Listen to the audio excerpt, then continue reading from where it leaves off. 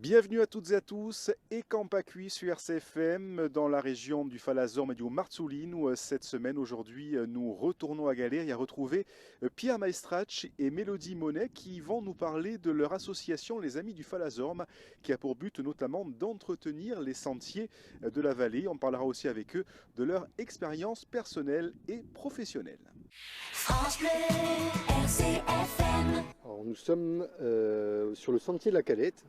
Donc, c'est un vieux sentier qu'on utilisait quand on était gamin, on venait à la pêche ici. Et en fait, il fait partie d'un ensemble de sentiers qui est le sentier des douaniers, qui part tout le long du bord de mer, quasiment jusqu'à Fogolar. En fait. D'un constat que, en fait, avant, tous les chemins étaient utilisés, il y avait beaucoup de bergers. Maintenant, il y a eu un trou générationnel, c'est un peu à l'abandon.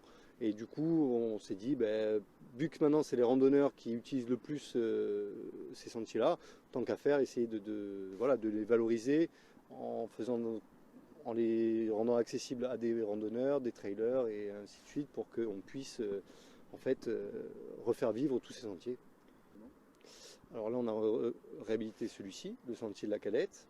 La boucle le petit sentier du Piétier ou à Calque qui va jusqu'à la fontaine de Pétro-Marie et qui remonte sur le tram à Raymond qui part derrière, donc qui permet de faire un maillage. Si jamais il y a des crues, on peut passer de l'autre côté. Des sentiers dans le vallon de Radj pour remonter sur la Punta Murarech, toute la ligne de crête. Les sentiers s'adressent à tout le monde, aussi bien aux sportifs, trailers, randonneurs, qu'aux gens du village, aux insulaires, aux touristes. L'idée, c'est de proposer différentes boucles et d'amener aussi les gens les touristes à rester un peu plus longtemps au village, parce qu'il n'y a pas que le tram à Raymond, il y a Galéria. Alors, prochaine étape, terminer ce qu'on a commencé, c'est-à-dire finir les chemins qu'on a commencé à ouvrir, continuer le nettoyage des bergeries et tout ce qui va avec, quoi. Après, on a eu un trophée de la biodiversité organisé par le MAB, l'association, l'AU, qui nous a permis de nous mettre un peu dans la lumière. Et comme c'était sur un projet de développement durable et de territoire, ça correspondait tout à fait à l'envie qu'on avait sur l'idée de départ. Alors du coup, ça nous a amené une petite subvention, ça nous a permis d'acheter du matériel, de pouvoir se structurer un petit peu.